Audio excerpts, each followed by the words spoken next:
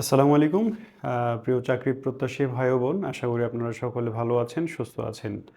আমি শাহিদ স্যার, প্রত্যেককে স্বাগত জানাচ্ছি আমাদের আজকের সাধারণ জ্ঞান ক্লাসে। আমরা সবাই জানি যে আমরা 1000 প্রশ্নের সমাধান করছি এবং সেই 1000 প্রশ্নের জার্নিতে আজকে আমরা 12তম ক্লাস করব। আমরা দেখতে দেখতে অনেকগুলো ক্লাস করে ফেললাম।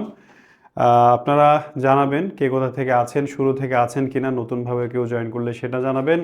আর এই যে 11টি ক্লাস অলরেডি আমরা করে ফেলেছি এবং আজকে 12 নম্বর ক্লাস, এই 12তম ক্লাসে এসে আপনার কতটুকু প্রোগ্রেস হয়েছে, নিজেকে কতটুকু ডেভেলপ করতে পেরেছেন সাধারণ জ্ঞানে, সেটা একটু আমাকে জানাবেন, ঠিক আছে? তো আমরা দেরি করব না, শুরু করে দেবো আজকের ক্লাস। অনেকেই সালাম দিয়েছেন, সালামের উত্তরটা দিয়ে নিই। ওয়ালাইকুম আসসালাম ও রহমতুল্লাহ। আমরা আজকে 12তম ক্লাসে 420 পর্যন্ত প্রশ্ন সমাধান করব, ঠিক আছে? এর আগে আমরা 200 কি বলে 385 পর্যন্ত প্রশ্ন পড়েছি। আজকের ক্লাসে আমরা 386 থেকে শুরু করে 35টা প্রশ্ন, যেহেতু 420 পর্যন্ত সলভ করব এবং অবশ্যই বরাবরের মতো প্রয়োজনীয় এবং পর্যাপ্ত ব্যাখ্যা আপনার জন্য অবশ্যই থাকবে ইনশাল্লাহ। তাহলে দেরি করব না। সাকিব সাবিকুন নাহার শেরপুর থেকে আছেন, সেটা বলছেন। আপনারা সবাই কি করবেন, প্রশ্নের নাম্বার দিয়ে আনসারগুলো নিজে থেকে দেওয়ার চেষ্টা করবেন। এবং আপনি প্রথম ক্লাসে যারা শুরু থেকে আছেন, তারা প্রথম ক্লাসে যতটুকু ছিলেন, আজকে এই 12তম ক্লাসে এসে আপনাদের নিজেদের কতটুকু ডেভেলপমেন্ট হয়েছে সেটা অবশ্যই বলবেন। এটা একবার রিপিট করলাম। আজকের ক্লাসের প্রথম প্রশ্ন, যেটা ধারাবাহিকভাবে 386 নম্বর প্রশ্ন, কনফুসিয়াস কে ছিলেন? কনফুসিয়াস, এই প্রশ্নটি প্রত্নতত্ত্ব অধিদপ্তরের এস্টিমেটর 2019, সিনিয়র স্টাফ নার্স 2024 সহ আরও বিভিন্ন পরীক্ষায় এসছে এবং চীন থেকে যে প্রশ্নগুলো ঘুরে ফিরে আসে তার মধ্যে এটি অন্যতম। কনফুসিয়াস সম্পর্কে প্রশ্ন আসে। তো এটার আনসার কি চীনা দার্শনিক, ভিয়েতনামের একজন নেতা? ভিয়েতনাম হবে না, মঙ্গোলিয়াও হবে না। এটা যেহেতু শুরুতেই বললাম চীন থেকে আসার কথা, তো চীন সম্পর্কিত দুইটি অপশন আছে, একটা হচ্ছে চীনা দার্শনিক আর একটা হচ্ছে চীনের সম্রাট। কনফুসিয়াস চীনের সম্রাট ছিলেন না, তিনি ছিলেন মূলত চীনের একজন বিখ্যাত দার্শনিক। খ্রিস্টপূর্ব 550 অব্দে হতে খ্রিস্টপূর্ব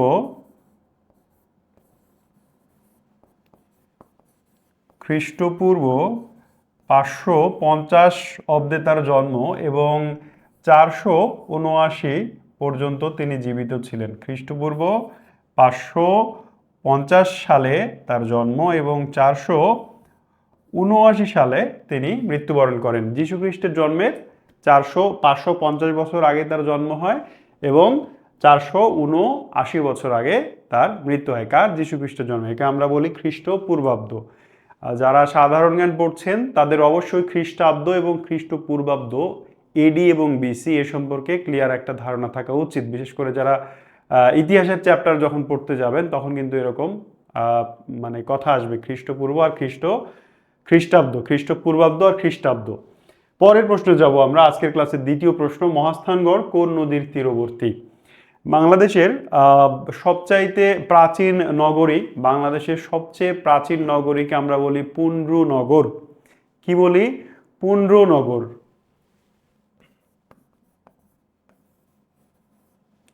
পুন্ড্র নগর, এই পুন্ড্র নগর বর্তমান মহাস্থানগড় নামে পরিচিত বর্তমানে, যেটা মৌর্য যুগে বাংলার রাজধানী ছিল, গুপ্ত যুগে বাংলার রাজধানী ছিল এবং ওইখানে আমরা বিভিন্ন প্রত্নতাত্ত্বিক স্থাপত্যের অবস্থান সম্পর্কে জানতে পারি। তো এই মহাস্থানগড় বা পুন্ড্রনগর এই কোন নদীর তীরে অবস্থিত? এটি কিন্তু অনেকবার এসছে এই প্রশ্নটা এবং আবারও ভবিষ্যতেও আরও অনেকবার আসবে এবং এটার আনসার হচ্ছে করতোয়া নদী।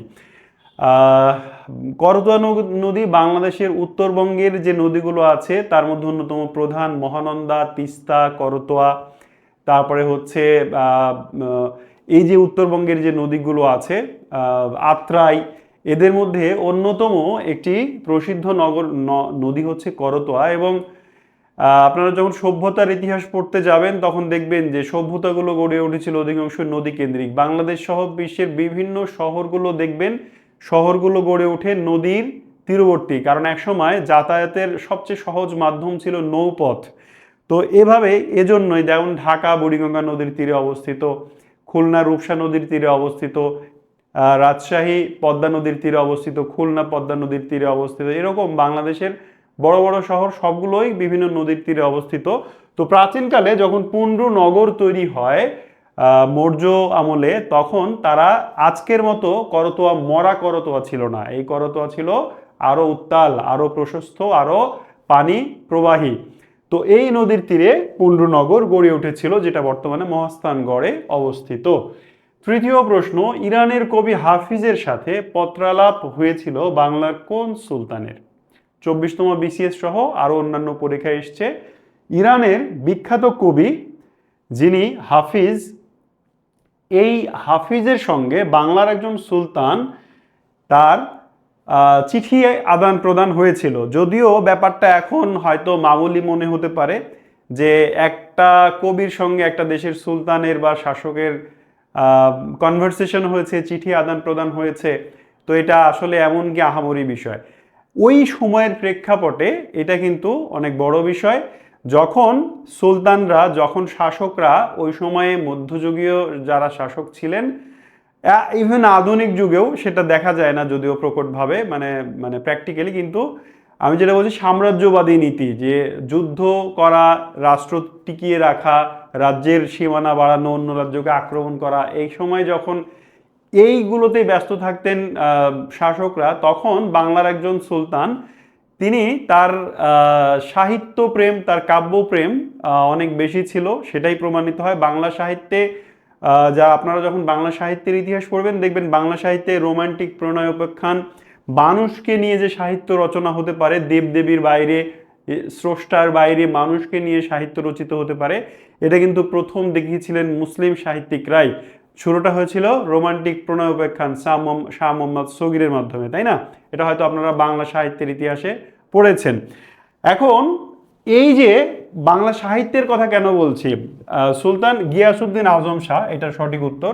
তো সুলতান গিয়াসুদ্দিন আজম শাহ তিনি একাধারে সফল একজন রাষ্ট্রনায়ক ছিলেন, পাশাপাশি তিনি সাহিত্যের পৃষ্ঠপোষক ছিলেন। আপনারা বাংলা সাহিত্যের ইতিহাস পড়তে গিয়ে এই গিয়াসুদ্দিন আজম শাহের অবদানের কথাও আসবে, হ্যাঁ, তখন জানতে পারবেন যে আসলে তিনি সাহিত্যপ্রেমী ছিলেন, এবং তার পৃষ্ঠপোষকতা সহ আরও অন্যান্য শাসকদের পৃষ্ঠপোষকতায় রামায়ণ, মহাভারত বাংলায় অনুদিত হয়েছে। তারপরে হচ্ছে আরও অনেক ধরনের সাহিত্যকর্ম হয়েছে। তো যাই হোক, এইটা হচ্ছে গিয়াসুদ্দিন আজম শাহ। এইটি প্রশ্নটা অনেক গুরুত্বপূর্ণ একটি প্রশ্ন। পরের প্রশ্নে যাব, বিখ্যাত চিত্রকর্ম তিন কন্যা এর চিত্রকর কে? তিন কন্যা একটি চিত্রের নাম, চিত্রকর্মের নাম, আর্ট। তো বাংলাদেশের শিল্প সংস্কৃতি থেকে এই প্রশ্নটি এসছে, এবং বাংলাদেশে যারা বিখ্যাত চিত্রশিল্পী আছেন, যেমন জয়নুল আবেদিন, এস এম সুলতান, তারপরে হচ্ছে কামরুল হাসান, রফিকুন নবী, যাকে আমরা রনবী বলে চিনতাম, তো এরকম আরও কিছু প্রখ্যাত চিত্রশিল্পী আছে যাদের প্রধান প্রধান বা বিখ্যাত চিত্রগুলো সম্পর্কে আমাদের ধারণা রাখতে হবে, এবং এখান থেকে প্রায় প্রশ্ন আসে। তো এটার আনসার হচ্ছে কামরুল হাসান। কামরুল হাসান তিন কন্যার চিত্রকর। কামরুল হাসান বাংলাদেশের জাতীয় পতাকার ডিজাইনার, জাতীয় প্রতীকেরও ডিজাইনার। মনে রাখবেন, কামরুল হাসান অনেক গুরুত্বপূর্ণ একজন ব্যক্তিত্ব, একজন চিত্রশিল্পী বাংলাদেশের শিল্পকলার ক্ষেত্রে, এবং আমাদের চাকরির পরীক্ষার ক্ষেত্রে তাকে জানতেই হয়। পরের প্রশ্ন আমরা যাব, বাংলাদেশের জাতীয় সঙ্গীতের ইংরেজি অনুবাদক কে? বাংলাদেশে যে জাতীয় সঙ্গীত রবীন্দ্রনাথ ঠাকুর রচিত আমার সোনার বাংলা আমি তোমায় ভালোবাসি, এটির প্রথম 10 লাইন, প্রথম 10 চরণ আমাদের জাতীয় কবি কি বলে সঙ্গীত, এর প্রথম 4 লাইন যে কোনো রাষ্ট্রীয় অনুষ্ঠানে বাজানো হয়, প্রথম 4 লাইন। এবার প্রশ্ন হচ্ছে, আমার সোনার বাংলা আমি তোমায় ভালোবাসি, এটাকে ইংরেজিতে অনুবাদ করেছেন অন্য আরেকজন কবি, সৈয়দ আলী হাসান, হাসান হাফিজুর রহমান, কবির চৌধুরী এবং রবীন্দ্রনাথ ঠাকুর নিজে। এরকম অপশন আছে, এই অপশনগুলোই থাকবে পরীক্ষায়, কিন্তু অ্যান্সার হবে সৈয়দ আলী আহসান। সৈয়দ আলী আহসান তিনি বাংলাদেশের অন্যতম প্রখ্যাত একজন কবি। তিনি রাজশাহী ইউনিভার্সিটির টিচার ছিলেন, আমি যদি ভুল না করি চট্টগ্রাম ইউনিভার্সিটির বা জাহাঙ্গীরনগর ইউনিভার্সিটির টিচার ছিলেন, এবং তিনি বাংলাদেশের কবি সাহিত্যিকদের মধ্যে অন্যতম প্রধান এই সৈয়দ আলী আহসান, তিনি প্রথম বাংলাদেশের জাতীয়। রবি ঠাকুর যারা লিখেছেন এর আনসারে রূপেশ রূপেশ সহ আর দু একজন দেখলাম যারা রবি ঠাকুর বলেছেন, উত্তর ভুল। রবি ঠাকুর বাংলায় এই কবিতাটি রচনা করেছেন, যেটি আমাদের জাতীয় সঙ্গীত হিসেবে গৃহীত হয়েছে। এর পরবর্তীতে সৈয়দ আলী আহসান তিনি এটিকে ইংরেজিতে ট্রান্সলেট করেছেন। ঠিক আছে, পরের প্রশ্নে যাব। আইক্যান এর কাজ কি? IUCN international union for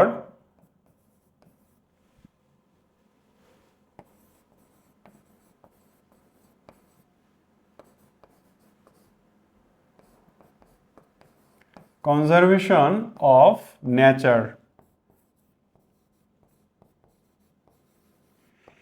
international union for conservation of nature, এটি আসলে কাজ কি করে?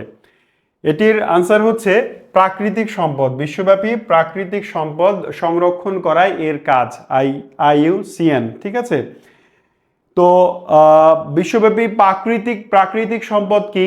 যেমন গাছ, যেমন পানি, যেমন মাটি, এরকম প্রকৃতি যেগুলো দান করেছে আমাদের, সেই প্রাকৃতিক সম্পদগুলো আমরা পরিবেশ দূষণের মাধ্যমে, আমরা বিভিন্ন ধরনের দূষণের মাধ্যমে উন্নয়ন কর্মকাণ্ড করতে গিয়ে সেগুলো ধ্বংস করে ফেলছি।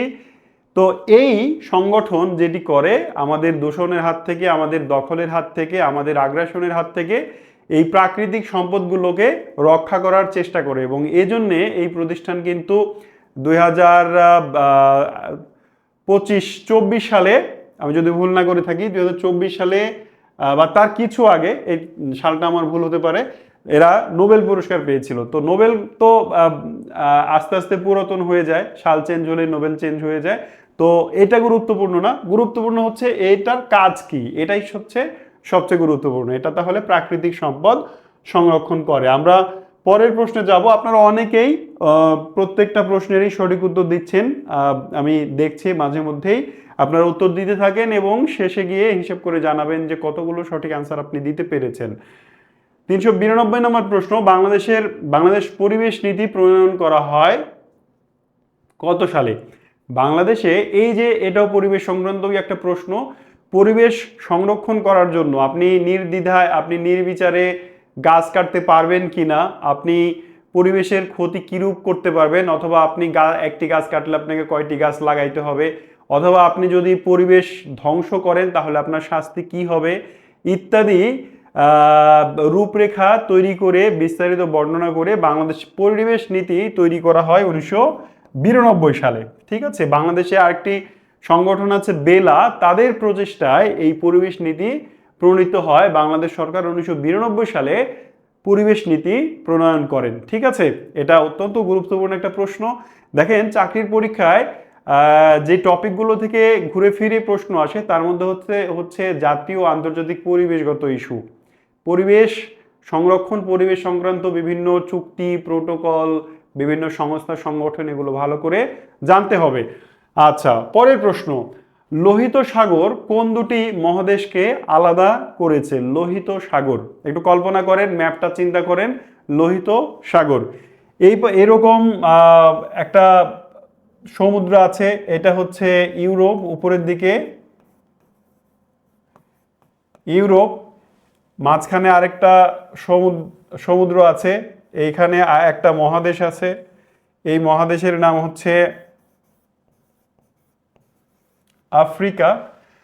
তো এই পাশে আরেকটি মহাদেশ আছে, এটার নাম হচ্ছে এশিয়া। এবার আরেকটা মাঝখানে, এই এশিয়া এবং আফ্রিকার মাঝখানে যে সরু, ম্যাপে সরু লাগে কিন্তু আসলে সরু না, অনেক চওড়া, এটার নাম হচ্ছে লোহিত সাগর। লোহিত সাগর বা রেড সি, এটা। ঠিক আছে, এই যে এখান থেকে মোটামুটি এই পর্যন্ত এটাকে আমরা বলছি লোহিত সাগর। তো এবার প্রশ্ন হচ্ছে এই লোহিত সাগর কোন দুটিকে পৃথক করেছে? একটু দেখি। আফ্রিকা থেকে এশিয়াকে পৃথক করেছে, তাই না? আফ্রিকা থেকে এশিয়াকে পৃথক করেছে লোহিত সাগর। এখানে আমরা একটা প্রণালী পাই, এখানে আছে দারদানেলিস প্রণালী, সরি বাব এল মানদেব প্রণালী। একটু লিখে দিই, বাব এল মানদেব, এই জায়গাটাকে বলা হয় বাব এল মানদেব প্রণালী। এখানে একটা খাল আছে, তার নাম হচ্ছে সুয়েজ খাল, সুয়েজ খাল। এবার আপনি একটু চিন্তা করেন তো, এই তিনটা নাম কি আপনার মনে থাকবে? এশিয়া থেকে আফ্রিকাকে পৃথক করেছে একটি খাল, একটি সাগর, একটি প্রণালী। কয়টি বলেছি? তিনটি জিনিস। একটি খাল, খালের নাম সুয়েজ খাল। একটি সাগর, সাগরের নাম লোহিত সাগর। আর একটি প্রণালী, প্রণালীর নাম বাব এল মানদেব। এই তিনটি মাথায় গেঁথে রাখেন। Asia minus Africa, Asia minus Africa, এই কথাটা আসলেই এই তিনটার যে কোনো একটা অবশ্যই অপশনে থাকবেই। ঠিক আছে? আচ্ছা, পরের প্রশ্নে যাব আমরা। পরের প্রশ্ন হচ্ছে বাংলাদেশের কোথায় প্রথম আর্সেনিক ট্রিটমেন্ট প্লান্ট স্থাপিত হয়? আর্সেনিক, আর্সেনিক আমাদের পানিতে প্রাপ্ত, পানির সঙ্গে মিশে থাকা ক্ষতিকারক একটি কি বলে এটা, কি পদার্থ। তো আর্সেনিক আমাদের শরীরে নানা ধরনের ক্ষতি করে। আর্সেনিক যুক্ত পানি খাইলে কি হয়? আমরা নানা ধরনের অসুখে ভুগব। তো এই আর্সেনিক বাংলাদেশে প্রথম পাওয়া যায়, প্রথম শনাক্ত হয়, প্রথম শনাক্ত হয় চাঁপাইনবাবগঞ্জে। চাঁপাই নবাবগঞ্জে কত সালে? 1993 সালে। 1993 সালে বাংলাদেশের চাঁপাইনবাবগঞ্জে প্রথম আর্সেনিক টিউবওয়েলের পানিতে, গভীর নলকূপের পানিতে আর্সেনিক ধরা পড়ে, শনাক্ত হয়। আর টুঙ্গিপাড়ায় 2005 সালের দিকে টুঙ্গিপাড়ায় প্রথম এই আর্সেনিক ট্রিটমেন্ট প্লান্ট স্থাপন করা হয়। এরপরে বাংলাদেশের বিভিন্ন স্থানে আরো আর্সেনিক ট্রিটমেন্ট প্লান্ট তৈরি করা হয়েছে, তবে প্রথমটা ছিল টুঙ্গিপাড়ায়। এটাই আপনাকে মনে রাখতে হবে। 394 গ অ্যান্সার দিয়েছেন, হ্যাঁ 394 গ, যারা গ অ্যান্সার দিয়েছেন, টুঙ্গিপাড়া অ্যান্সার দিয়েছেন, তারা সঠিক বলেছেন। পরের প্রশ্ন, আগরতলা ভারতের কোন রাজ্যের রাজধানী? দেখেন, ভারতের সঙ্গে বাংলাদেশের সম্পর্ক ভালো থাকুক বা খারাপ থাকুক, ভারত থেকে কিছু বিষয়ে প্রশ্ন আসবেই, কারণ ভারত আমাদের প্রতিবেশী এবং প্রতিবেশী দেশ সম্পর্কে, প্রতিবেশী দেশের রাজনীতি, ভূগোল, অর্থনীতি সম্পর্কে আমাদের জানতে হবে। তো ভারতে আগরতলা, আগরতলা শব্দটা শুনলেই আমাদের নাকি ষড়যন্ত্রের গন্ধ আসে। আমরা আগরতলা ষড়যন্ত্র মামলা, আমি ছোটবেলায় এটাই ভাবতাম, ছোটবেলা মানে যখন এসএসসি বা কি বলে ইন্টার পড়ি, ওই সময় ভাবতাম যে আগরতলা মানেই ওটা ষড়যন্ত্র করার জায়গা। ঠিক আছে? তো আগরতলা ভারতের ত্রিপুরা রাজ্যের রাজধানী এবং সেখানে 1969 সালে, 68 সালে মামলা হয়েছিল শেখ মুজিবুর রহমানের বিরুদ্ধে।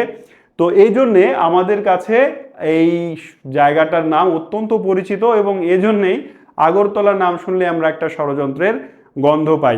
আসলে ব্যাপারটা হচ্ছে ওই আগরতলাতে গিয়ে এই ষড়যন্ত্রমূলক কর্মকাণ্ডটা ঘটেছিল বলে বলা হয়। তো যাই হোক, সেটা অন্য একদিন আলোচনা হবে ওই বিষয়ে।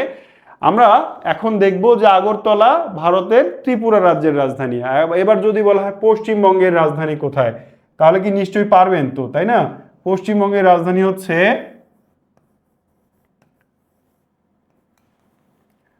Kolkata, city of culture, Kolkata. মিজোরামের রাজধানী হচ্ছে আইজল। মিজোরামের রাজধানীর নাম কি? মিজোরামের রাজধানীর নাম হচ্ছে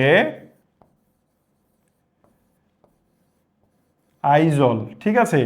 আর মেঘালয়ের রাজধানীর নাম হচ্ছে শিলং। তো ভারতের অন্যান্য রাজ্য যদি নাও জানেন, অন্তত 7 সিস্টার্সের 7টি রাজ্যের রাজধানীর নাম মনে রাখা প্রয়োজন। ঠিক আছে? মেঘালয়, ত্রিপুরা, তারপরে হচ্ছে মিজোরাম, মণিপুর, এই যে 7 সিস্টার্স আছে 7টি রাজ্য, তাদের রাজধানীর নাম মনে রাখবেন। পরের প্রশ্নে যাব, নিচের কোন রাষ্ট্র সর্বাধিক রাষ্ট্রের সঙ্গে সীমানা যুক্ত? দেখেন আমাদের বাংলাদেশের সাথে সীমানা আছে দুটি দেশের, একটি হচ্ছে মিয়ানমার আর একটি হচ্ছে ভারত। ভারতের সীমানা আছে মোটামুটি 5টি দেশের প্রায় 5টি দেশ। কি কি আমরা একটু গুনি। আচ্ছা, ভারত অন্য একদিন আলোচনা করা হবে, গুনলে পাওয়া যাবে। বাংলাদেশ, নেপাল, ভুটান, মিয়ানমার, চীন, পাকিস্তান, তারপরে হচ্ছে যে শ্রীলঙ্কা, এরকম 7টা হয়ে গেল। তো বিশ্বে এমন একটি দেশ আছে, একটি না দুটি দেশ আছে যাদের প্রতিবেশী দেশের সংখ্যা 14টি। তার মধ্যে চীন একটি। চীনের প্রতিবেশী দেশ বা 14টি দেশের সাথে সীমানা আছে। এছাড়া রাশিয়া এই দেশেরও সীমানা আছে 14টি দেশের সঙ্গে, ঠিক আছে। তাহলে বিশ্বের সবচেয়ে সীমানা বেষ্টিত মানে আন্তর্জাতিক সীমানা বেষ্টিত রাষ্ট্র হচ্ছে চীন এবং রাশিয়া। তো এই অপশনে যেহেতু শুধু চীন আছে এবং চীনই সবচেয়ে বেশি আসে, তাহলে অ্যান্সার হবে চীন। পরের প্রশ্নে যাব আমরা, 397 নম্বর প্রশ্ন। কোন কাল্পনিক রেখা থেকে অক্ষাংশ গণনা করা হয়? বাংলাদেশ ক্ষুদ্র কুটির শিল্প কর্পোরেশন বিসিকের প্রমোশন অফিসার 2023 সহ বিভিন্ন সালে পরীক্ষাটা এসছে। যারা কখনোই ভূগোল পড়েন নাই তাদের জন্য এই প্রশ্নটা সাংঘাতিক কঠিন, হ্যাঁ, এবং কনফিউজিংও বটে।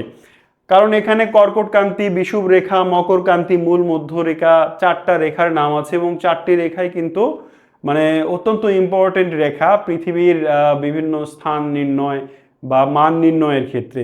তো আমরা একটু দেখি কোনটাকে আসলে অক্ষরেখা গণনা করা হয় কোন রেখা থেকে। এটা আমাদের পৃথিবী, কল্পনা করি এটা আমাদের পৃথিবী। এই পৃথিবী প্রথমত দুটি ভাগে, দুটি দাগে বিভক্ত। একটি হচ্ছে এরকম, ঠিক আছে, এই রেখার উপর দিকে উত্তর, নিচের দিকে দক্ষিণ। এই রেখা, প্রথম যে রেখাটি টানলাম, এই রেখা পৃথিবীকে উত্তর এবং দক্ষিণ দুটি সমান ভাগে ভাগ করে। এর উপরে বলা হয় উত্তর গোলার্ধ, নিচে বলা হয় দক্ষিণ গোলার্ধ। আবার এটাকে মানে লম্বালম্বিভাবে আরো একটা রেখা এটাকে পৃথিবীকে বিভক্ত করে, ঠিক আছে। আরো একটা রেখা আছে এখানে, যাই হোক। তো এই দুইটা রেখা প্রাথমিক রেখা পৃথিবীর। এই রেখার সাইডে এরকম আরো রেখা আছে, আবার এই রেখার সাইডেও আরো এরকম রেখা আছে। আমি আরো দুটি রেখা আঁকাতে চাই।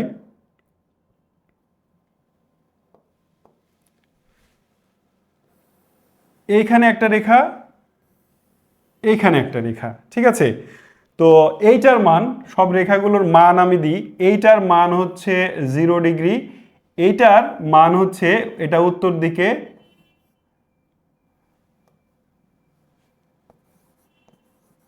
30.5 ডিগ্রি। এইটারও মান হচ্ছে 23.5 ডিগ্রি, মানে 23.5 ডিগ্রি, ঠিক আছে। এইটার মানও হচ্ছে 0 ডিগ্রি, এটার মানও 0 ডিগ্রি। এবার আমি যে কয়টি রেখা আঁকিয়েছি একটু দেখেন তো, 1 2 3 4, এখানে যে 4টি রেখা আছে আমি সে 4টি রেখা অঙ্কন করেছি। তো এবার আপনার মনে রাখার পালা, আসলে কোনটা কোন রেখা। আমরা লাল রেখাটাকে আর একটু দীর্ঘ করি, এই পাশে আর একটু লাল রেখাটাকে দীর্ঘ করব। এই রেখাটা, এই রেখার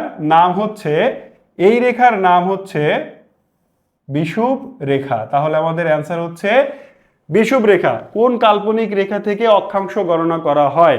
এটার অ্যান্সার হচ্ছে বিষুব রেখা। এই বিষুব রেখার আরো নাম আছে। বিষুব রেখার কি আছে? আরো নাম আছে। এইটার নাম হচ্ছে, এই পাশেই লিখি অবলিক দিয়ে, তাহলে বেশি মনে থাকবে। এটার নাম হচ্ছে নিরক্ষ রেখা। নিরক্ষ রেখা বা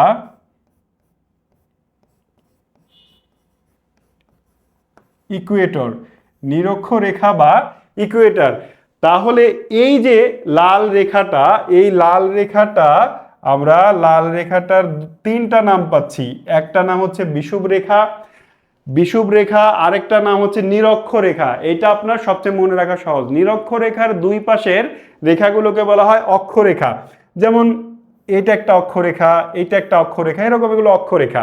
এবার 23.5 ডিগ্রি উত্তর ও দক্ষিণ দিকে যে রেখাগুলো আছে, উত্তরে যেটা আছে সেটা হচ্ছে কর্কটক্রান্তি রেখা, আর 23.5 ডিগ্রি দক্ষিণে যেটা আছে এটার নাম মকরক্রান্তি রেখা। আর এই যে যে রেখাটি পৃথিবীকে পূর্ব এবং পশ্চিম দুই ভাগে ভাগ করে ফেললো, এইটার নাম হচ্ছে মূল মধ্য রেখা। আমি কি বোঝাতে পারলাম? আমরা পৃথিবীকে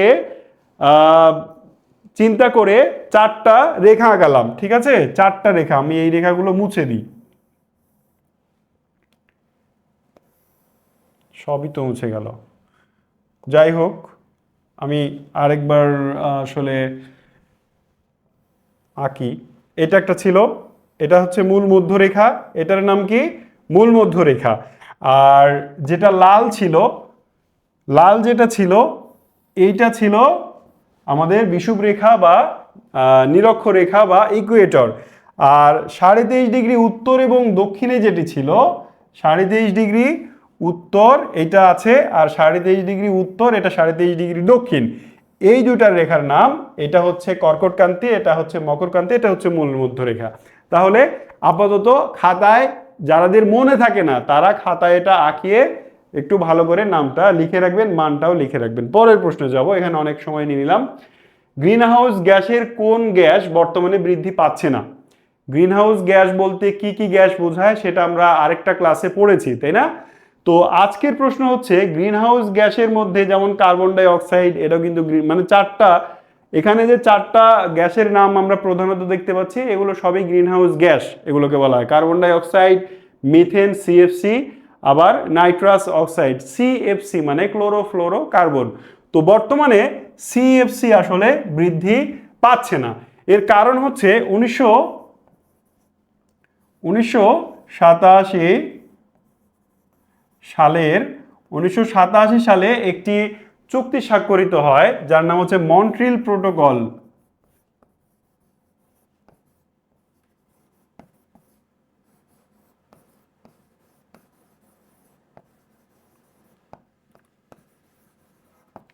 মন্ট্রিল প্রোটোকল হচ্ছে 1987 সালে স্বাক্ষরিত এমন একটা প্রোটোকল যেখানে গ্রিনহাউস গ্যাস বৃদ্ধি পায় এইরকম সকল কর্মকাণ্ড নিষিদ্ধ করা হয়েছে।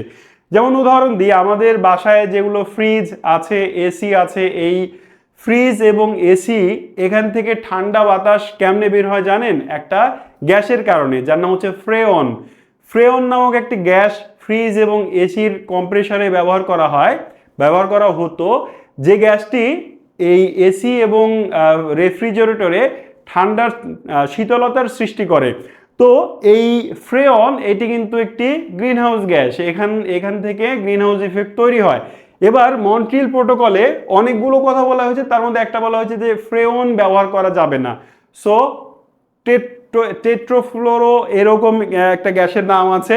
হ্যাঁ, তো এই বিকল্প যে গ্যাসগুলো আছে যেগুলোর মাধ্যমে গ্রিনহাউস বৃদ্ধি পায় না, এরকম গ্যাস ব্যবহার হচ্ছে। তার মানে গ্রিনহাউস গ্যাস বৃদ্ধি পায় এরকম কাজকর্ম বন্ধ আছে এবং বিকল্প পদ্ধতি ইউজ হচ্ছে বলে বর্তমানে সিএফসি আর বৃদ্ধি পাচ্ছে না।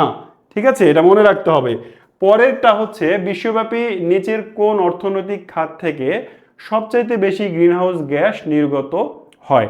এটাও পরিবেশ এবং গ্রিনহাউস গ্যাস সম্পর্কিত একটি প্রশ্ন।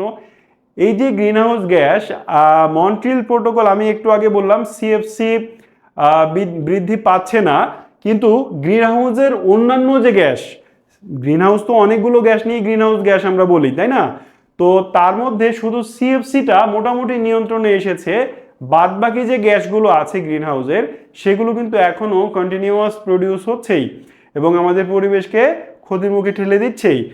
এই যে গ্যাস উৎপাদন হওয়ার যে প্রক্রিয়া, শিল্প কারখানা, পরিবহন, ভবন নির্মাণ, হ্যাঁ, তাপ ও বিদ্যুৎ উৎপাদন, এর মধ্যে সবচেয়ে বেশি কোন সেক্টর থেকে গ্রিনহাউস গ্যাস উৎপন্ন হচ্ছে? এটাই হচ্ছে প্রশ্ন এবং আনসার হচ্ছে বিদ্যুৎ ও তাপ উৎপাদন। বিদ্যুৎ এবং তাপ শক্তি উৎপাদন করতে যে যে মানে ইন্ডাস্ট্রিয়াল কাজগুলো হয় সেখান থেকে সবচেয়ে বেশি গ্রিনহাউস গ্যাস নির্গত হয়। ঠিক আছে, পরের প্রশ্ন আমরা যাব। বাংলাদেশের মুক্তিযুদ্ধ বাংলাদেশের ইতিহাস থেকে একটি প্রশ্ন, মীর জুমলার কামানটি মীর জুমলার কামানটি কোন যুদ্ধে ব্যবহৃত হয়? মীর জুমলা বাংলার একজন সুবেদার ছিলেন মোগল আমলে। তো এই মীর জুমলার একটি কামান ছিল, বিখ্যাত কামান, এবং এই কামানটি এখনো সংরক্ষিত আছে। তো এই কামানটি মীর জুমলার মৃত্যুর পরেও ব্যবহার করা হয়েছিল এবং সেটি ছিল আসাম যুদ্ধে।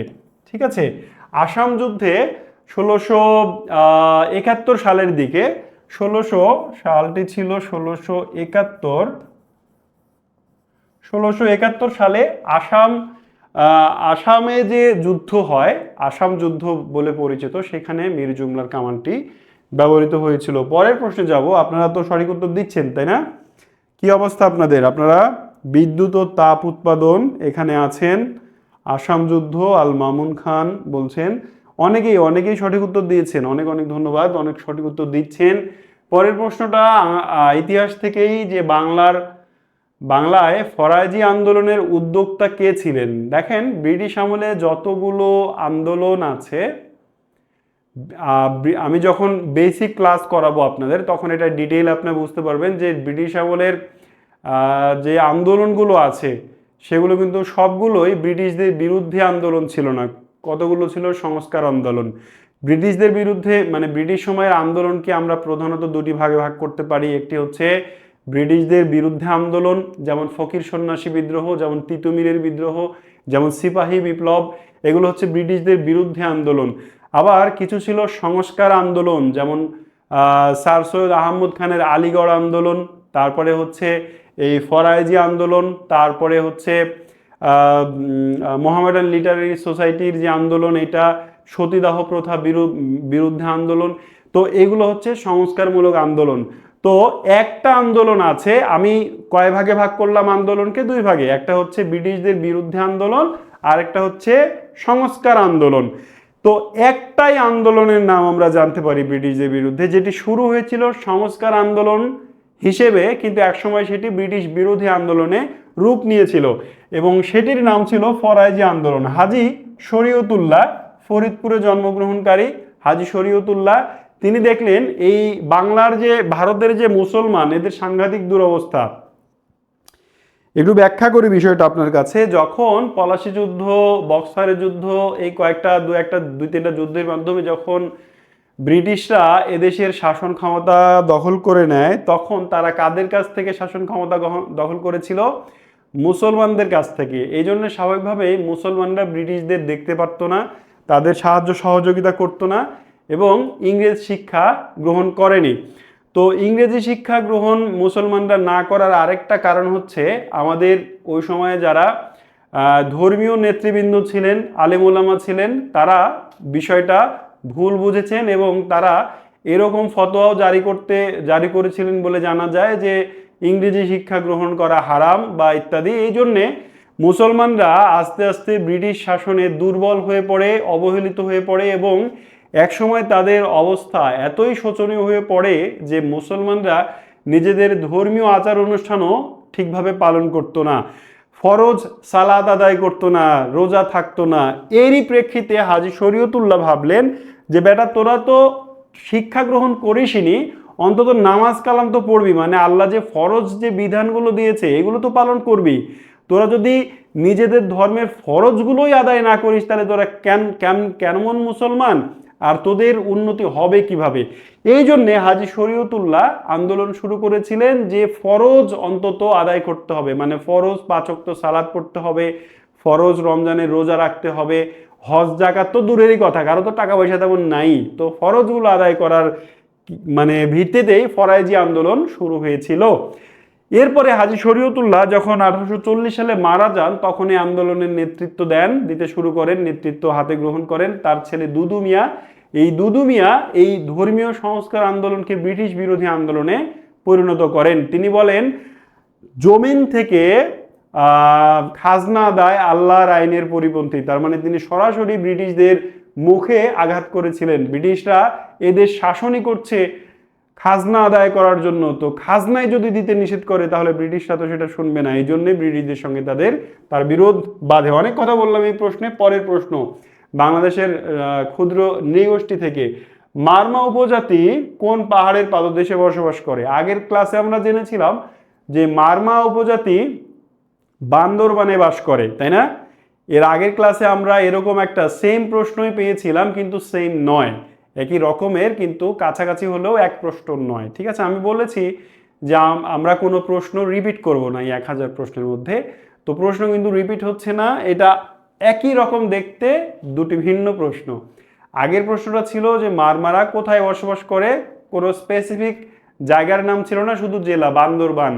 এবার বান্দরবানের কোথায় বসবাস করে সেটা তো জানতে হবে, তাই না? বান্দরবানে অনেক পাহাড় আছে, তো সেই পাহাড়গুলোর মধ্যে কোন পাহাড়ের নিচে মারমারা বসবাস করে?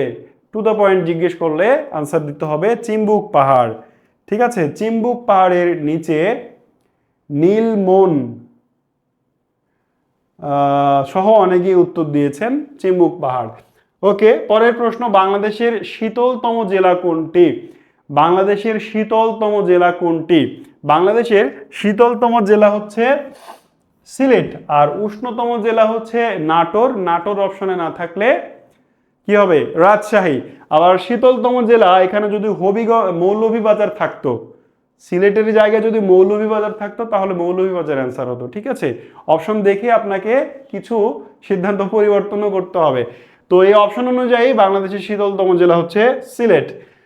কমনওয়েলথ কোন ধরনের দেশ নিয়ে গঠিত? কমনওয়েলথ একটি অন্যতম গুরুত্বপূর্ণ আন্তর্জাতিক সংস্থা। এই কমনওয়েলথ কাদের নিয়ে গঠিত সেটাই প্রশ্ন। দেখেন, ব্রিটিশরা একসময় সারা বিশ্বের অসংখ্য বা অধিকাংশ দেশই শাসন করেছে। এবার ব্রিটিশরা যখন ব্রিটিশদের উপনিবেশগুলো নিজেদের স্বাধীনতা অর্জন করার আন্দোলন শুরু করে, দাবি শুরু করে, তখন ব্রিটিশরা আস্তে আস্তে তাদের স্বাধীনতা দিয়ে দেয়, বাট তাদের সাহায্য সহযোগিতা প্রদান করার জন্য একটি সংগঠন খোলে যার নাম হচ্ছে কমনওয়েলথ। 1931 সালে যেটি প্রতিষ্ঠিত হয়, যার সদর দপ্তর মালবোরো হাউসে। এই কমনওয়েলথ এই ব্রিটিশদের কাছ থেকে স্বাধীনতাপ্রাপ্ত দেশগুলোর সংগঠন। আমি এই প্রশ্নটা আরেকটু সহজীকরণ করি আপনার জন্য, ঠিক আছে? তাহলে মনে থাকবে এই কমনওয়েলথ আসলে কি। দেখেন, আমাদের বাস্তব জীবনে আমরা অনেক ছেলেকে দেখি যে আসলে প্রাপ্তবয়স্ক না হওয়ার আগেই, অথবা নিজের পায়ে দাঁড়ানো বলতে আমরা যা বুঝি, নিজের ইনকাম ভরণ পোষণের দায়িত্ব নিজে গ্রহণ করতে পারবে, এরকম ক্যাপাবিলিটি হওয়ার আগেই আমাদের দেশে কিছু ছেলে বিয়ের জন্য আন্দোলন শুরু করে পরিবারের কাছে, বাবা মার কাছে, যে আমাকে বিয়ে দিয়ে দিতে হবে, তাই না? আবেগে পড়ে তারা এই আন্দোলন করে। এক সময় দেখা যাচ্ছে যে তার এরকম হইলো যে বিয়ে দিয়ে দাও, না হয় ট্রাকের নিচে, ট্রেনের নিচে মাথা দিয়ে সুইসাইড করব। ঠিক আছে, তো বাবা মার একমাত্র সন্তান বা আদরের সন্তান যেন সুইসাইড না করে, এই জন্য বাবা মা তাকে হয়তো বিয়ে দিয়ে দিতে বাধ্য হয়। কিন্তু প্রকৃতপক্ষে বাংলাদেশের আর্থিক সামাজিক প্রেক্ষাপট অনুযায়ী তার বিয়ের বয়স হয় নাই, সে এখনো নিজের সংসারের খরচ চালানোর মতো যোগ্যতা অর্জন করতে পারে নাই, কিন্তু বিয়ে করে ফেললো। এইবার বাবা যেহেতু তার ছেলেকে ভালোবাসে, তো বাবা কি করলো? ঠিক আছে, তাকে বিয়ে দিয়ে দেওয়ার পরে সে আবার বিদ্রোহ করলো। তার ওই যে নতুন যে বউ আসছে, সে বউ আবার বাংলাদেশের সামাজিক বাস্তব প্রেক্ষাপটে এরা, সে আবার কি করলো? বললো যে আমি তোমার বাবা মার সঙ্গে থাকবো না, আমরা আলাদা সেপারেশনে যাব। সেপারেশন মা বাবার থেকে আলাদা হয়ে যাব। এবার ওই ছেলের তো আয় ইনকাম তেমন নাই, ছেলে আলাদা হয়ে গেছে, কিন্তু বাবা তো ছেলেকে ভালোবাসে, এই জন্য বাবা ওই ছেলেকে মেনটেনেন্সের জন্য কিছু পলিসি চালু রাখে, কিছু হেল্পলাইন খোলা রাখে। ঠিক আছে, যেন ছেলে যতই বিদ্রোহ করে বিয়ে করুক আর আলাদা হয়ে যাক, ছেলে যেন অন্তত স্বাবলম্বী হতে পারে, নিজের পায়ে দাঁড়াতে পারে সঠিকভাবে, সেই ব্যবস্থা জারি রাখে। তো এইটার সাথে কমনওয়েলথের আসলে সম্পর্ক কি? কমনওয়েলথের সম্পর্ক হচ্ছে ব্রিটিশরা একসময় পৃথিবীর অধিকাংশ জায়গায় শাসন করত। এইবার ভারত তার মধ্যে অন্যতম।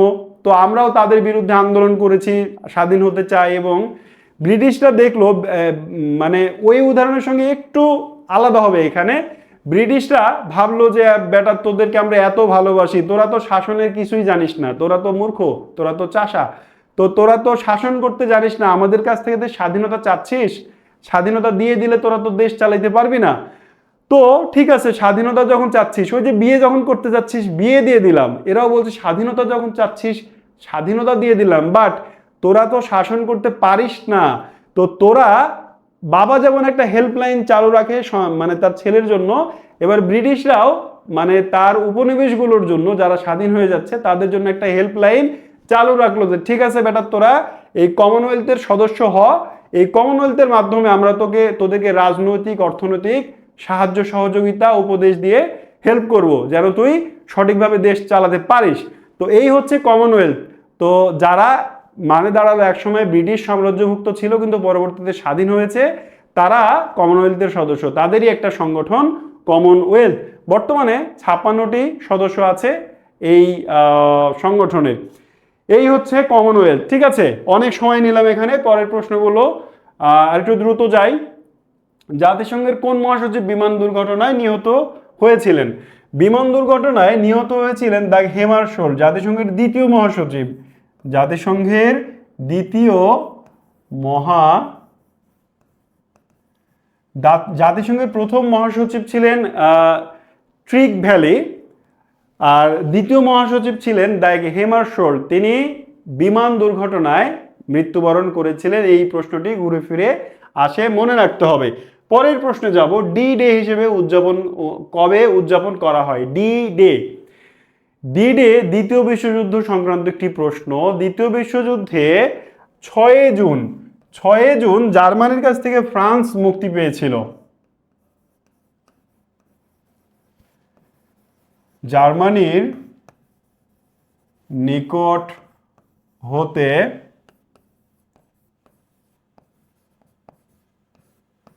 ফ্রান্সের মুক্তির দিন। জার্মানির কাছ থেকে ফ্রান্স 1944 সালে, সালটা ছিল 6 জুন 1944। তৃতীয় বিশ্বযুদ্ধের শেষের দিকে জার্মানি দুর্বল হয়ে পড়ে এবং ফ্রান্স এই 6 জুন জার্মানির থেকে নিজেদের মুক্ত করে ফেলে এবং এই দিনটাকে বলা হয় ডি ডে হিসেবে উদযাপন করা হয়। এর কাছাকাছি আরেকটি ডে আছে যেটার নাম হচ্ছে ভিক্টরি ইন ইউরোপ ডে। এটাও দ্বিতীয় বিশ্বযুদ্ধের সংক্রান্ত একটি প্রশ্ন।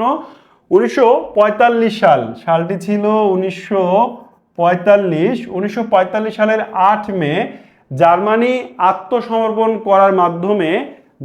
আত্মসমর্পণ করে মিত্রশক্তির কাছে এবং এই দিনটিকে ভিক্টরি ইন ইউরোপ ডে হিসেবে পালন করা হয়। এই দুটি তারিখ, এই দুটি ডে অবশ্যই মনে রাখবেন, প্রায় ঘুরে ফিরে পরীক্ষায় আসে। ঠিক আছে, 6 জুন ডি ডে আর 8 মে এটা হচ্ছে ভিই ডে। এটাকে সংক্ষেপে বলা হয় ভিই ডে হচ্ছে 8 মে, মনে রাখবেন। পরের প্রশ্নে যাব। বাংলাদেশের প্রথম বেসরকারি বিমান সংস্থার নাম কি? বাংলাদেশের যোগাযোগ ব্যবস্থা থেকে একটি প্রশ্ন। বাংলাদেশে বর্তমানে অনেকগুলো বিমান সংস্থা আছে, যেমন ইউএস বাংলা, অ্যারো বেঙ্গল, এরকম আরো বেশ কিছু বিমান সংস্থা আছে। তো প্রথম কোনটি প্রতিষ্ঠিত হয়েছিল? প্রথম হচ্ছে অ্যারো বেঙ্গল। বাংলাদেশে সরকারি বিমান বাদ দিয়ে বেসরকারি যে বিমান সার্ভিস রয়েছে তার মধ্যে প্রথম প্রতিষ্ঠিত হয়েছিল অ্যারো বেঙ্গল। ঠিক আছে, সব কিছুই প্রথমটা ইম্পর্টেন্ট, সব ক্ষেত্রেই। পরের প্রশ্নে যাব আমরা। বাংলাদেশে বিমানের আন্তর্জাতিক ফ্লাইট শুরু হয় কবে? এটিও বিমান থেকে একটি প্রশ্ন। 2023 সালে বিমানের গ্রাউন্ড সার্ভিস অ্যাসিস্ট্যান্ট সহ বিভিন্ন পরীক্ষা এটি বিভিন্ন সময় এসছে। বাংলাদেশ বিমানের প্রথম ফ্লাইট ছিল 1972 সালে। 1972 সালের 4 মার্চ। আচ্ছা,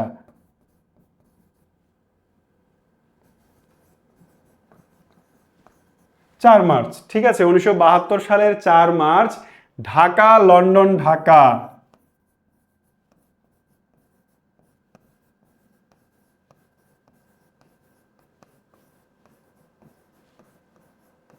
আপনাকে জিজ্ঞেস করবে বাংলাদেশ বিমানের প্রথম ফ্লাইট কোনটি ছিল? বাংলাদেশ বিমানের প্রথম ফ্লাইট ছিল 1972 সালের 4 মার্চ, যেটি ছিল ঢাকা লন্ডন ঢাকা এই রুটে। ঠিক আছে, মনে রাখতে হবে। আমরা নেক্সট কোশ্চেনে যাব। 410 নম্বর প্রশ্ন। কবে থেকে দেশব্যাপী বাধ্যতামূলক প্রাথমিক শিক্ষা চালু হয়েছে? এখানে 3টি সাল মনে রাখতে হয়।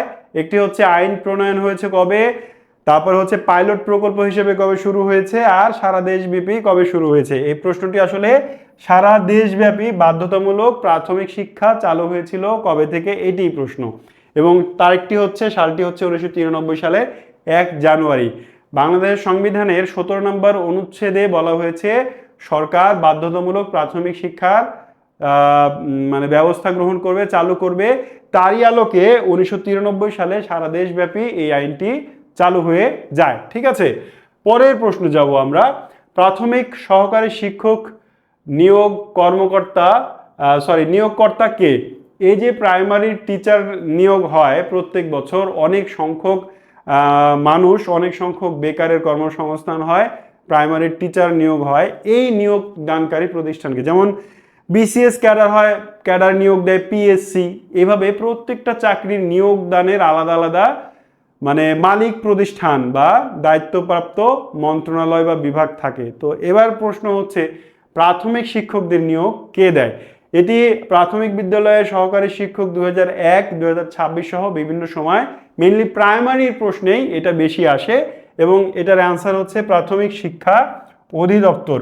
প্রাথমিক শিক্ষকদের নিয়োগ দেন প্রাথমিক শিক্ষা অধিদপ্তর। পরের প্রশ্নটি হচ্ছে ব্যাংকে কোন ধরনের হিসাব থেকে বেশি সুদ বা মুনাফা পাওয়া যায়? হ্যাঁ, এটা কিন্তু সুদ খাওয়ার কোনো প্রশ্ন না। আপনাকে বারবারই বলেছি যে চাকরি পেতে হলে বাংলাদেশের ব্যাংকিং ব্যবস্থা সম্পর্কে জানতে হবে, অর্থনীতি ব্যবস্থা সম্পর্কে জানতে হবে। যেহেতু বাংলাদেশের অর্থনীতি চলে ব্যাংকিং সেক্টরের মাধ্যমে, মানে ব্যাংকিং সেক্টর দিয়েই দেশের অর্থনীতির স্থিতিশীলতা বা কি বলে ডিসিপ্লিন রক্ষা করা হয়, তো ব্যাংকিং ব্যবস্থা সম্পর্কে আপনাকে জানতে হবে। তো বিভিন্ন ধরনের অ্যাকাউন্ট আছে, হিসাব মানে হচ্ছে অ্যাকাউন্ট। ব্যাংক হিসাব মানে কি? আমরা ব্যাংক হিসাব না বুঝলেও ব্যাংক অ্যাকাউন্ট খুব ভালো করেই বুঝি। তো কোন ধরনের অ্যাকাউন্ট খুললে আপনি আসলে বেশি ইন্টারেস্ট পাবেন, এটাই হচ্ছে প্রশ্ন।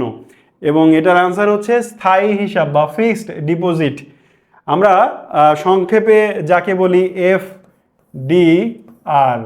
ফিক্সড ডিপোজিট করলে সেখান থেকে মুনাফা বা ইন্টারেস্ট বেশি পাওয়া যায়। ঠিক আছে, তো এটি মনে রাখতে হবে, স্থায়ী হিসাব। পরেরটা হচ্ছে বাংলাদেশের শেয়ার বাজার নিয়ন্ত্রণকারী প্রতিষ্ঠানের নাম কি? বাংলাদেশে শেয়ার বাজার দুইটি আছে, একটি হচ্ছে ঢাকা স্টক এক্সচেঞ্জ, আরেকটা হচ্ছে চট্টগ্রাম স্টক এক্সচেঞ্জ। এই যে দুটি স্টক এক্সচেঞ্জ আছে বাংলাদেশে, এই দুটি স্টক এক্সচেঞ্জ নিয়ন্ত্রণ করে কে? একটি হচ্ছে CSEC আর একটা হচ্ছে DSEC। চট্টগ্রাম আর ঢাকায় শেয়ার লেনদেন হয়, কেনাবেচা হয়। এর নিয়ন্ত্রক প্রতিষ্ঠানের নাম হচ্ছে BSEC।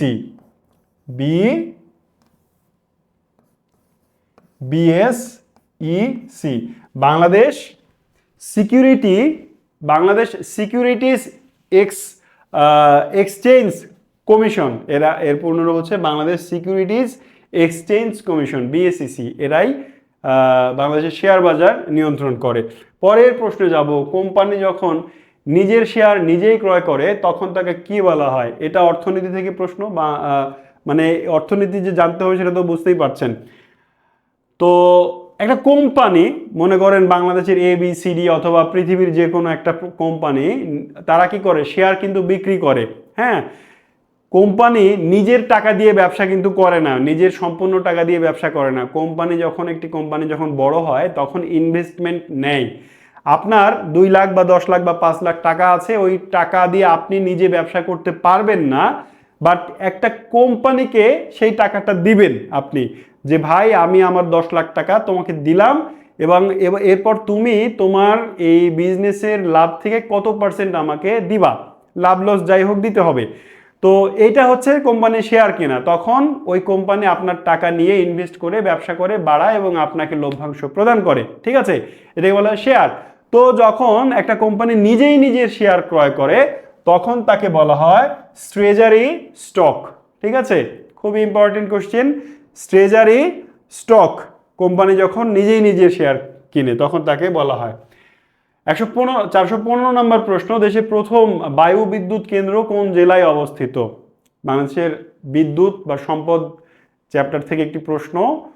বাংলাদেশে যে মানে বিদ্যুৎ কিন্তু অনেকভাবে উৎপাদন করা যায়, তাই না? তাপ বিদ্যুৎ কেন্দ্র হয়, বায়ু বিদ্যুৎ কেন্দ্র হয়, তারপরে হচ্ছে সৌর বিদ্যুৎ হয়। হ্যাঁ, সূর্যের আলো থেকে যে বিদ্যুৎ হয় সৌর বিদ্যুৎ। এবার বাতাসে এরকম আপনারা নিশ্চয়ই দেখেছেন, এরকম বড় বড় টারবাইন থাকে। এই টারবাইনগুলো ঘোরানোর মাধ্যমে বিদ্যুৎ উৎপন্ন হয়। এতগুলো যদিও পাখা থাকে না, 3টা পাখা থাকে, আকারটা মানে ঠিক হলো না।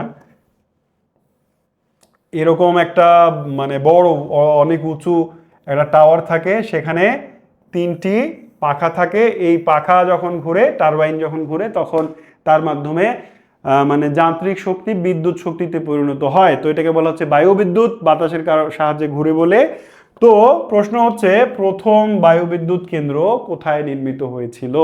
সালটা ছিল 2005, ফেনীর সোনাগাজীতে।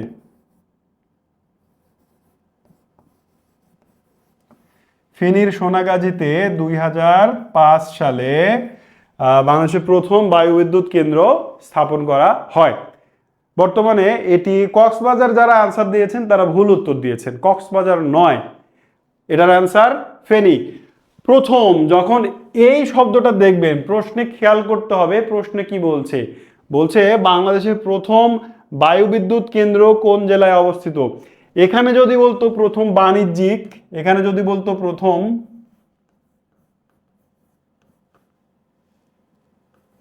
বাণিজ্যিক বায়ুবিদ্যুৎ কেন্দ্র, তাহলে কিন্তু কক্সবাজার অ্যান্সার হতো। যেহেতু বাণিজ্যিক বলে নাই, তার মানে এটি সোনাগাজীতে। এবার কক্সবাজার যেটার অ্যান্সার, সে প্রশ্নটাও আমি নিয়ে রেখেছি আপনার সুবিধার্থে, যেন আপনি একসাথে দুটি শিখে রাখতে পারেন। এটার অ্যান্সার হচ্ছে কক্সবাজার। এই প্রশ্নটা কি?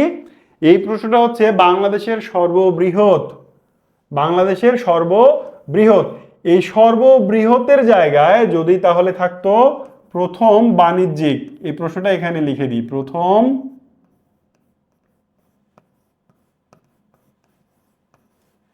বাণিজ্যিক।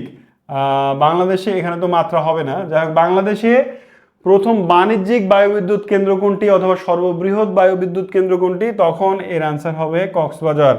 কক্সবাজারের খুরুশকুল জায়গাটার নাম হচ্ছে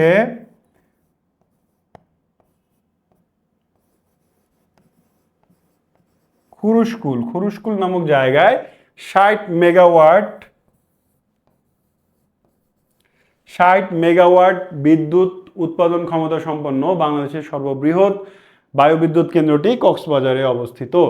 বায়ুবিদ্যুৎ উৎপাদনে বিশ্বের শীর্ষ দেশ কোনটি? যেহেতু বায়ুবিদ্যুতের প্রসঙ্গই আসছে, আমাদের সবচেয়ে বড় কক্সবাজারে, তো বিশ্বের সবচেয়ে বড় কোনটি সেটিও আমাদের জানতে হবে। বিশ্বে চীন সবচেয়ে বেশি বায়ু থেকে বিদ্যুৎ উৎপাদন করতে সক্ষম।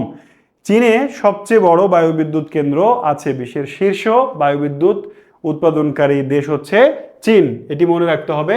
পরের প্রশ্নে যাব, ব্যাবিলনের ঝুলন্ত উদ্যান কোন দেশে অবস্থিত? ব্যাবিলনের ঝুলন্ত উদ্যান সভ্যতা থেকে একটি প্রশ্ন, ব্যাবিলনীয় সভ্যতা। ব্যাবিলনের ঝুলন্ত উদ্যানের নির্মাতা রাজা নেবুচাঁদ নেচার। ব্যাবিলনের ঝুলন্ত উদ্যানের নির্মাতা নির্মাতা নির্মাতা রাজা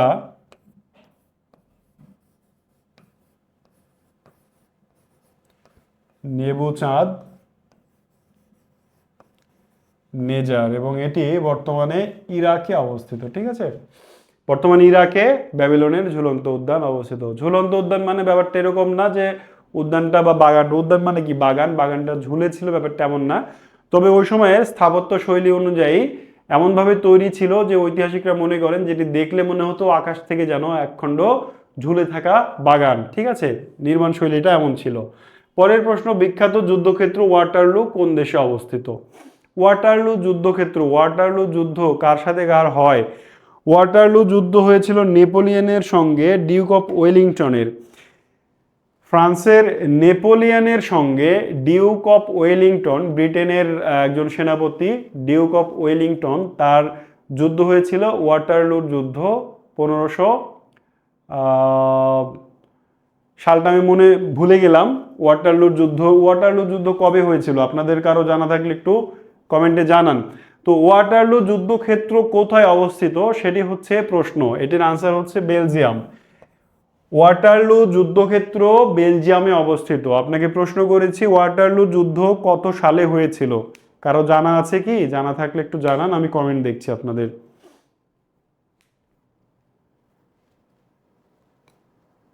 বেলোস মানে দ্রুত লিখতে গিয়ে বেলোস লিখে ফেলেছেন একজন।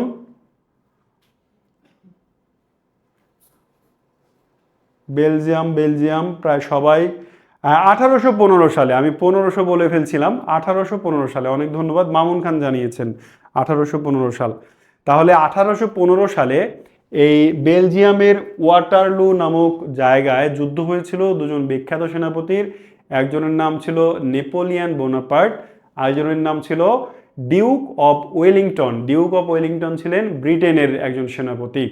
এই যুদ্ধে নেপোলিয়ন পরাজিত হন এবং তাকে সেন্ট হেলেনা দ্বীপ, যেটা আটলান্টিক মহাসাগরে অবস্থিত, এই দ্বীপে নির্বাসন দেওয়া হয় এবং সেখানেই তার জীবনের অবসান ঘটে। তো এই হচ্ছে ওয়াটারলু যুদ্ধক্ষেত্র। আমরা আজকের ক্লাসের শেষ প্রশ্নে চলে এসেছি এবং এটি একটি গ্রন্থের নাম, a long walk two freedom. A long walk two freedom, এই গ্রন্থটির রচয়িতা কে? আপনাকে বিশ্বের যে বিখ্যাত গ্রন্থগুলো আছে অথবা যে বিশ্বে বিখ্যাত মানুষগুলো আছে তাদের গ্রন্থ সম্পর্কে ভালো আইডিয়া রাখতে হবে। A long walk two freedom, the Prince, তারপরে হচ্ছে আই হ্যাভ এ ড্রিম, এটি একটি ভাষণ যদিও, হ্যাঁ, এরকম মানে দ্য পলিটিক্স, এরকম যে বিখ্যাত বইগুলো আছে সেগুলো জানতে হবে। উইলিয়াম শেক্সপিয়ারের বইগুলোও সাধারণ জ্ঞানের অংশে আসে, ঠিক আছে? তো এটির আনসার হচ্ছে নেলসন ম্যান্ডেলা। নেলসন মানে উচ্চারণ করা একটু কঠিন হয় অনেকের কাছে, আমার কাছেও মাঝে মাঝে বিদঘুটে মনে হয়। তো দক্ষিণ আফ্রিকার একজন বর্ণবাদ বিরোধী নেতা যিনি নেলসন ম্যান্ডেলা, তার বই হচ্ছে a long walk two freedom. তিনি আসলে তার স্ট্রাগলের কথা এই বইয়ের মাধ্যমে তুলে ধরেছেন। তার যে দীর্ঘ সংগ্রাম করে সফলতা, এগুলো তিনি তুলে ধরেছেন এই বইয়ে। তো এই ছিল আজকের ক্লাসের 35টি প্রশ্নের আয়োজন। আজকের ক্লাসের কতগুলো আপনি নিজে থেকে সঠিক উত্তর করতে পেরেছেন সেগুলো আমাকে একটু জানান, আমি কমেন্ট দেখব। যারা নতুন জয়েন করেছেন তাদের জন্য বলি যে আমাদের একটা গ্রুপ আছে, প্রাইভেট গ্রুপ, যেটার লিঙ্ক পিন কমেন্টে দেওয়া আছে। এই গ্রুপে অ্যাড হলে আপনি আজকের ক্লাসের বা আমাদের প্রত্যেকটা ক্লাসের পিডিএফগুলো পেয়ে যাবেন। সো যারা এখনও যুক্ত হননি তারা ওইখানে জয়েন রিকোয়েস্ট পাঠান, যে ক্রাইটেরিয়াগুলো আছে সেগুলো ফলো করে তারপরে আপনি গ্রুপে যুক্ত হতে পারবেন। সো এটা করে ফেলেন। আজকের ক্লাস এ পর্যন্তই শেষ করব। আবারও দেখা হবে পরবর্তী 35টা প্রশ্ন নিয়ে পরবর্তী ক্লাসে। ততক্ষণ পর্যন্ত সকলে ভালো থাকুন, সুস্থ থাকুন। আল্লাহ হাফেজ।